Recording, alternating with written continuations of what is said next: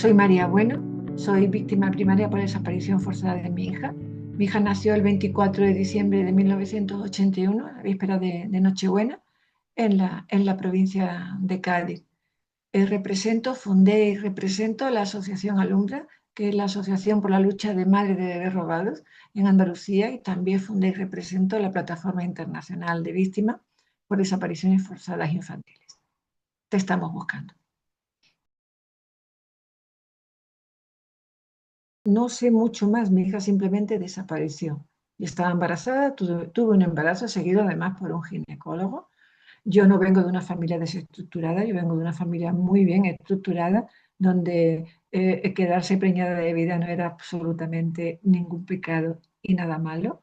Yo era estudiante en la época, era una chica joven y me gustan los niños y decidí tener a mi hijo o hija, que en aquella época aún ni siquiera existían ecografías en las consultas de los ginecólogos.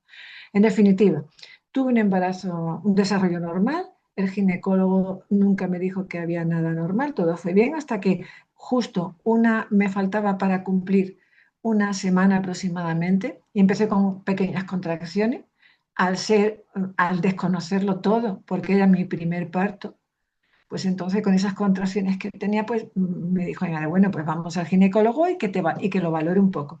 Fui al ginecólogo, pero el ginecólogo simplemente con una exploración me dijo que había un 99% de posibilidades de que mi bebé estuviera muerto. Y que eso no era lo peor, sino que lo peor era que mi vida estaba en peligro, porque podía haber una infección tan tremenda que me podía morir. Evidentemente el caos se adueñó de toda mi familia porque ya lo que importaba era yo salvar mi vida. Me ingresaron al día siguiente, una víspera de Nochebuena del 81. Yo ya no estaba de parto, no tenía contracciones de ningún tipo, pero se me obligó a parir a mi hija. Me provocaron el parto de manera artificial, poniéndome las pastillas que se ponía, que se siguen haciendo para las contracciones, para provocar las contracciones, pero no solo eso, sino que además fue una tortura tremenda porque fue todo el día con incursiones de dos monjas enfermeras, porque era un hospital público, ¿vale? Dependiente del ayuntamiento de la localidad y estaba llevada por una congregación religiosa.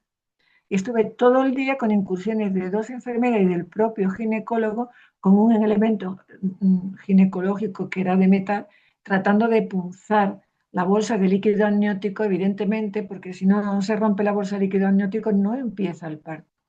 Eso no ocurrió en ningún momento a lo largo de todo el día 24 de diciembre del 81. No ocurrió. Y yo creo que sería entre las 6 o 7 de la tarde cuando ya me bajaron a parto. Y digo esto porque en esa fecha, en diciembre, se hace muy pronto de noche. Me bajaron a parto.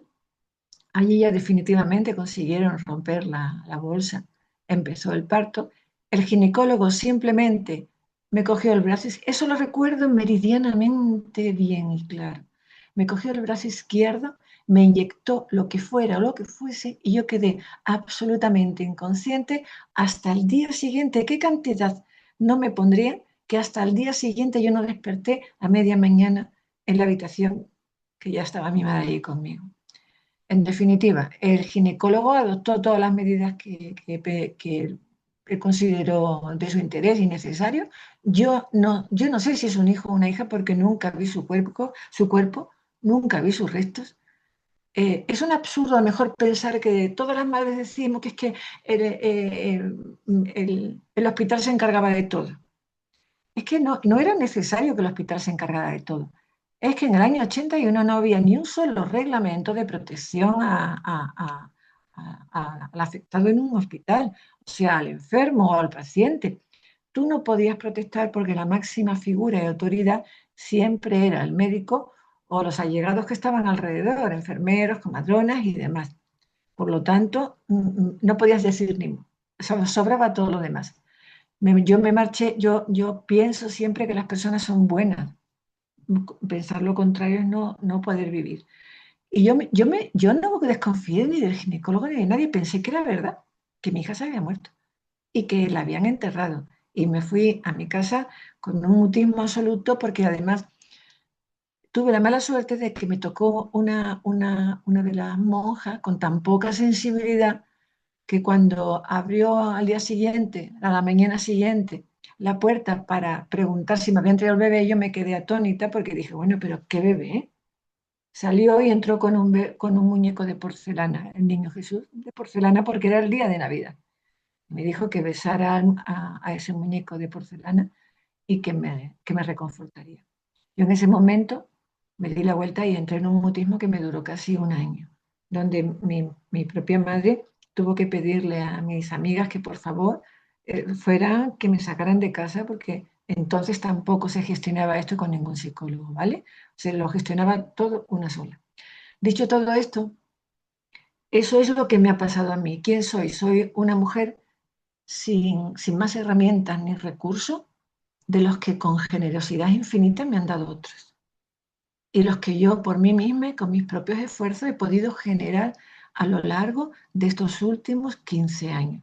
Bueno, todo esto empezó en mi vida. Yo estuve ignorante de todo esto cerca de 30 años, ignorante absolutamente de que mi hija estaba desaparecida, por lo que he comentado antes, ¿vale? Porque yo no podía creer en una maldad de ese calibre. Cuando, cuando yo necesito recopilar unos datos porque padezco algunas enfermedades incurables, ¿no? Y mi doctora me dice, pues bueno, yo desde hace muchísimos años, porque luego estuve estudiando, hice mi vida fuera del municipio donde yo parí a mi hija, ¿vale? Que es en la provincia de Cádiz.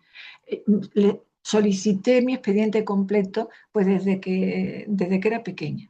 Y es en ese momento cuando yo ya le comento a mi marido, le digo, voy a ver si existe todavía la consulta de mi ginecólogo para que me dé a mí el archivo de mi primer parto, porque en aquella época yo era estudiante, era activista, en aquella época, que era difícil serlo, pero era una muchacha muy joven.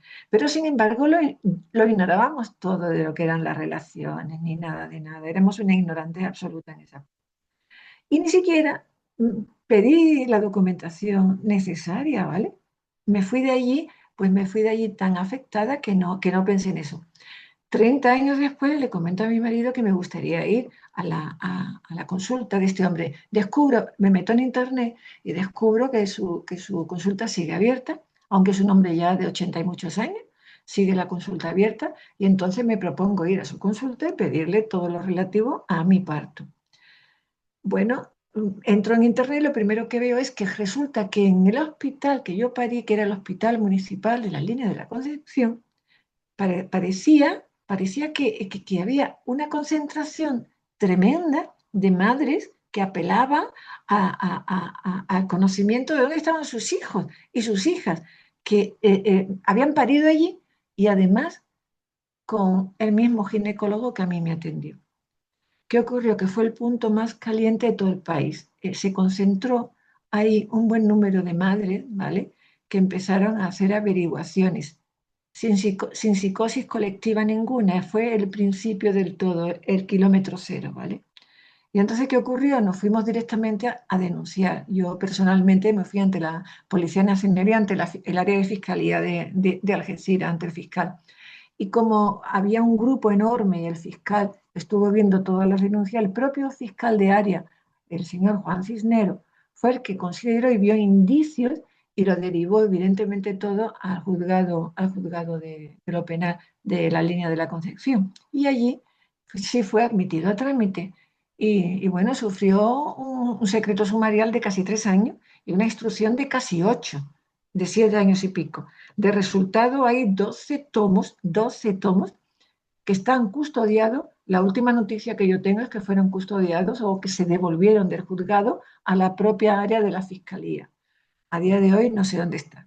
Es más, yo me personé en mi caso para saber cómo el proceso, cuándo se levantaba el sumario, cuándo podía ir yo a ver qué contenía el sumario, y así lo hice. Y me fui al juzgado en cuestión, que en este caso era el juzgado de lo penal número 2, y mi caso en ese juzgado contenía menos documentación de la que yo ya había podido conseguir. ¿Cómo la conseguí? Bueno, también porque tengo formación en Derecho, ¿vale? Y al tener una formación y haber trabajado en la administración pública, conocía todos los caminos a través de los cuales yo podía conseguir documentos oficiales públicos. Yo siempre he pensado que la palabra tiene la veracidad de la firmeza y de la entidad del propio ser humano, ¿vale? Pero como eso no sirve del todo. Tiene categoría incluso de prueba, el testimonio verbal de una persona, sino cómo hacer un recorrido a lo largo de toda la historia.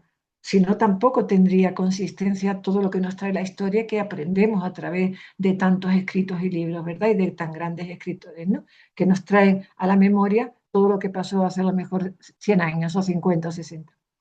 Yo conseguí la documentación pública a través de, me fui al ayuntamiento, solicité del fedatario mayor, que es el secretario, que me certificara que mi hija estaba en el cementerio, que mi hija había entrado en el cementerio, que me certificara. Me fui al archivo público municipal para ver el libro de parto que aún existe a día de hoy, existía. Y además es un libro que llega hasta el año 1983. Mi parto fue en 1981. Y yo dije, pues tiene que estar el parto ahí, porque el libro existe. Me fui allí y tampoco existía el parto. O sea, no es que se pierdan documentos. Yo soy de las que piensa, después de tanta investigación, que no se generaban los registros necesarios. O sea, ni siquiera se creaba el documento en sí. Luego, tiempo después, pude conseguir, después de mucha pelea, que el registro civil me pudiese dar el legajo de criatura abortiva, que era como estaban considerados entonces los fetos que no vivían supuestamente más de 24 horas fuera del vientre materno. Por lo tanto, eran consideradas como una cosa mueble en derecho, eran casi despojos quirúrgicos, los niños y niñas. Y pude conseguir demostrar que la Administración hace a día de hoy 44 años me certificó que mi hija había nacido de mí, de María Bueno. Eso lo pude certificar.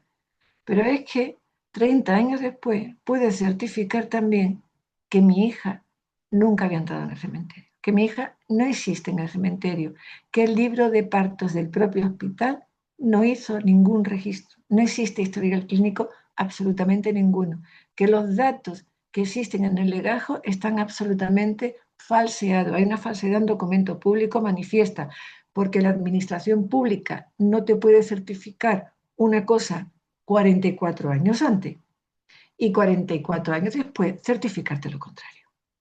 Eso es impensable, imposible. ¿Por qué? Porque los documentos oficiales públicos son los que dan fe de la vida de cada uno de los ciudadanos, desde que salen del vientre de las madres, desde que parimos a nuestros hijos. Ese es el primer registro real. Yo le llamo verdad material. La verdad material la que ven tus ojos y tú sientes. Y a una madre, una verdad material es impensable borrarla. Incluso aquella que nos sedaron de manera forzada, que sufrimos sedaciones químicas forzadas, como las que hoy día se hacen desgraciadamente para violar los derechos de muchísimas personas, seres humanos y en especial de mujeres. Entonces también se hacía, pero no pasaba nada. Pero eso no elimina el delito, eso no elimina lo que ha pasado. Entonces, eso es como casi que el cómputo general cuando yo me di cuenta de que mi hija no estaba, mi hija estaba desaparecida. ¿Qué hice? Como toda mi vida he sabido, me he sabido como ser humano pequeño, un ser humano puede ser pequeño porque el saberte pequeño te permite seguir creciendo. Si piensas que eres demasiado grande, al final no cabes en ningún sitio. Entonces, ¿yo qué hice? Pues pensé, digo, yo no tengo nada que hacer sola y por mí misma.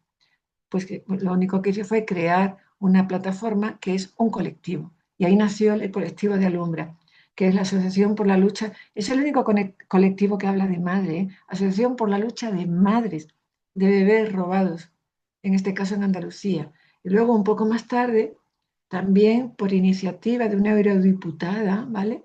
Cuando vinieron aquí a su sede del Parlamento Europeo en el año 2017, creo, ella misma me propuso, me dice, María, ¿por qué no creas una plataforma internacional?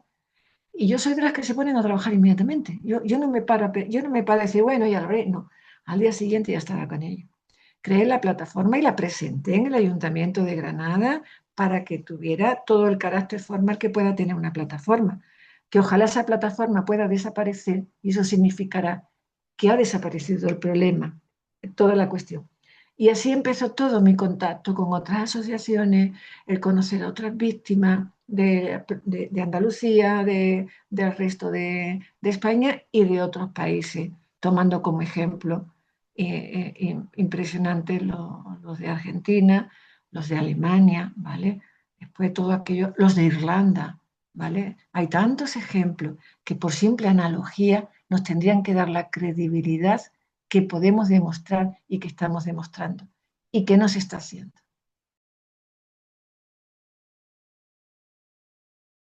¿Qué ha pasado en estos últimos 15 años? Que ha habido personas y entidades que han estado a nuestro lado, no empujando, sino sosteniendo.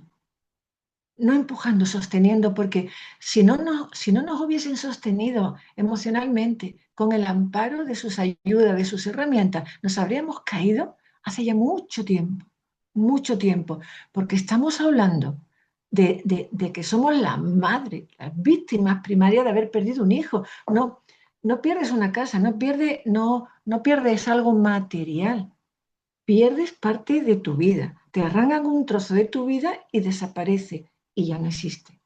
A eso nos han ayudado muchísima gente, a los que desde aquí doy las gracias infinitas.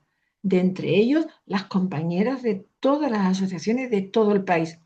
Este país está lleno de colectivos, de asociaciones de mujeres y hombres, sobre todo de madres y hermanos y demás, que hemos creado un cesto en el que hemos echado dentro todas las pequeñas cosas que hemos ir peleando. Entonces, ha sido el comienzo de todas, pero también la recompensa de todas. Aquí no hay nadie arriba o abajo, todos estamos en el mismo plano. Y ese cesto pesa tanto ya, que gracias a los grandes referentes de entidades que defienden los derechos de los seres humanos, estamos aquí todavía. De entre ellos, la Fundación de Baltasar Garzón. Me quiero dirigir desde aquí a esa fundación, porque es honesto y necesario hacerlo, porque sería deshonesto no hacerlo. Y esto quiere decir que desde hace muchos años, y gracias a que Baltasar Garzón, el magistrado Baltasar Garzón, que para mí lo fue y lo sigue siendo, este hombre en su auto sacó adelante algo que nadie nunca puso la lupa encima para ver qué pasó con todos esos niños que desaparecieron en ese contexto histórico de un entorno de guerra tan terrorífico como pasó en España o en Argentina o en Alemania o en la Primera o Segunda Guerra Mundial. Siempre vamos, los más débiles son los que van por delante, ¿vale? Y sobre todo, y siempre, casi siempre, los pequeños, los niños y las niñas. Y con ellos su familia, y con ellos por encima de todas las madres. Bueno, poco queda que añadir, porque el tejido social, todo lo que se ha creado a través de las asociaciones, de todas las asociaciones que han estado peleando hasta sin recursos de ningún tipo, casi ninguna de ellas, todo eso es la base de la pequeña altura, que no mucha, de la pequeña altura que hayamos podido conseguir en esta enorme montaña que no conseguimos escalar, porque hay tantísimo impedimento que hace que cuando damos dos pasos nos caemos tres. ¿Qué más te puedo decir? Que el negacionismo en este país existe y existe de una forma brutal, vergonzosa y vergonzante, doliente y dolosa. No sé qué más adjetivo le puedo agregar, ¿sabe? Porque además está acabando y agotando las vidas de muchas madres. No nos olvidemos de las madres, porque siempre se llevan por delante a las madres en cualquier país donde ha ocurrido esto. Aquí ha habido otro problema enorme. Hemos acuñado el tema de bebés robados. No se roban niños. Las niños y las niñas desaparecen y desaparecen por la fuerza. Y las madres nos quedamos con la mitad de nuestras vidas arrancadas.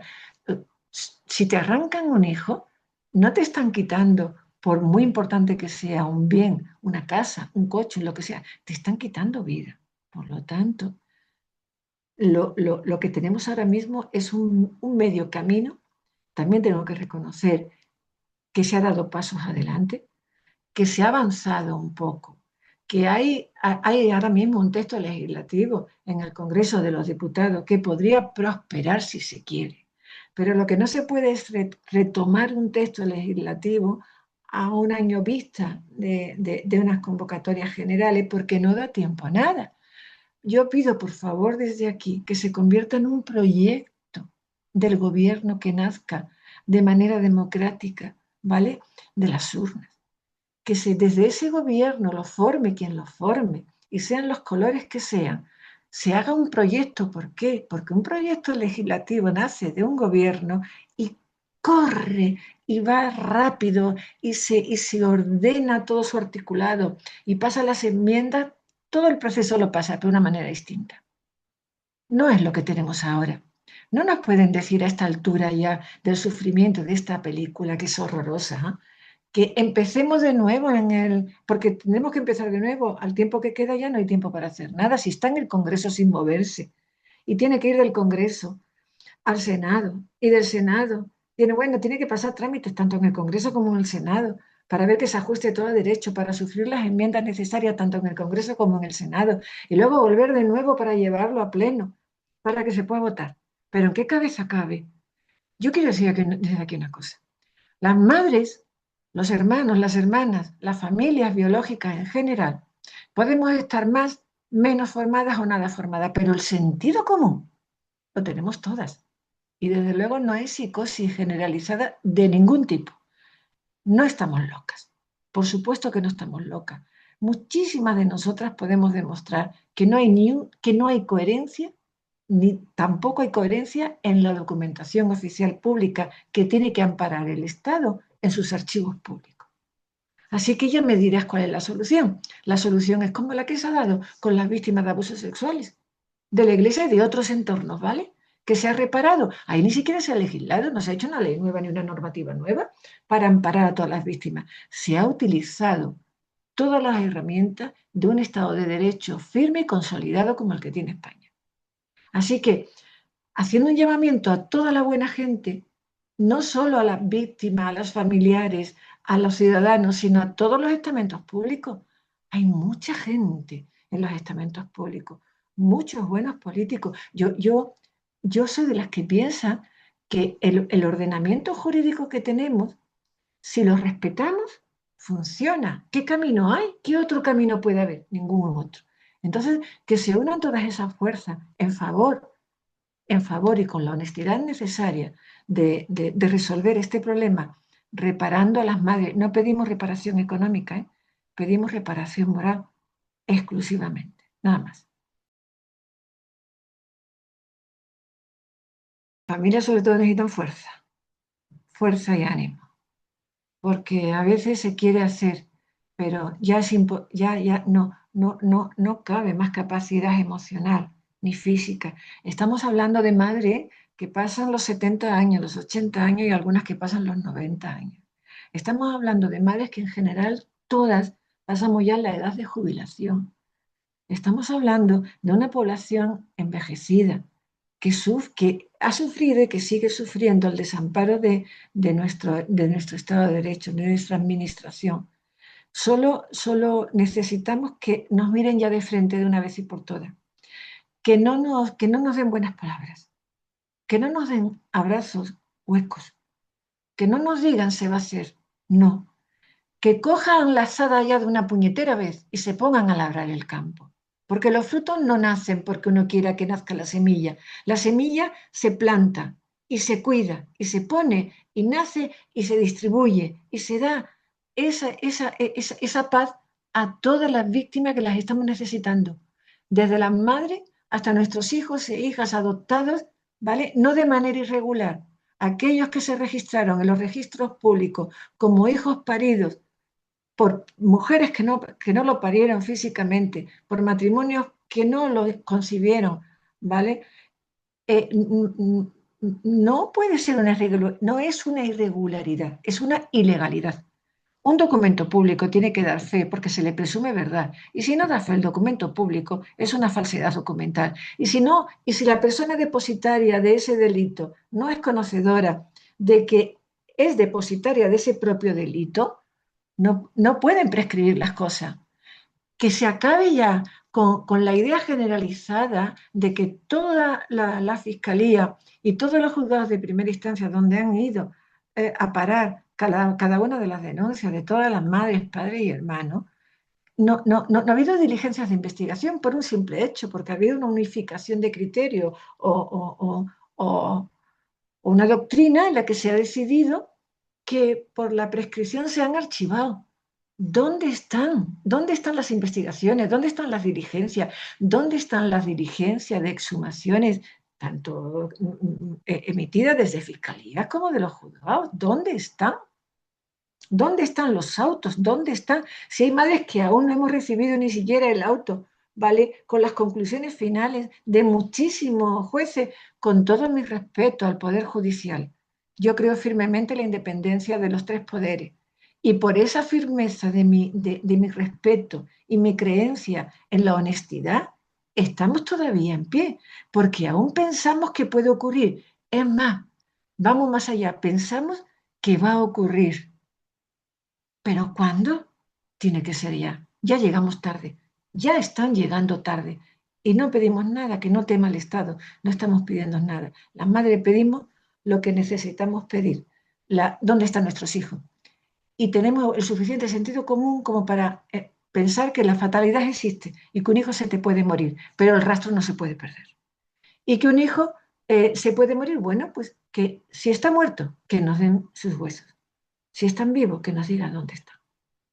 Igual que las víctimas de las desapariciones forzadas en todo el contexto histórico tan terrorífico que ha sufrido este país como otros muchos países, siguen en las cunetas y en las fosas comunes. No tenemos el mismo derecho todas los familiares de esos niños y niñas que no se saben dónde están. Yo, si mi hija está muerta, quiero que me la den, porque quiero llorarla yo. Quiero ir al cementerio y honrarla, o hacer lo que yo entienda necesario para honrar su memoria, porque si simplemente a día de hoy tú coges a un bebé de 9 meses dentro de un vientre y lo depositas en una cuna, es un ser humano tan completo como si lo ves dentro del propio vientre con las nuevas tecnologías que existen. ¿Es que no vale nada? ¿Es que no vale nada todo esto? ¿Para cuándo? ¿Y por qué? Es lo único. Yo solo tengo una pregunta a todas las instituciones. ¿Por qué?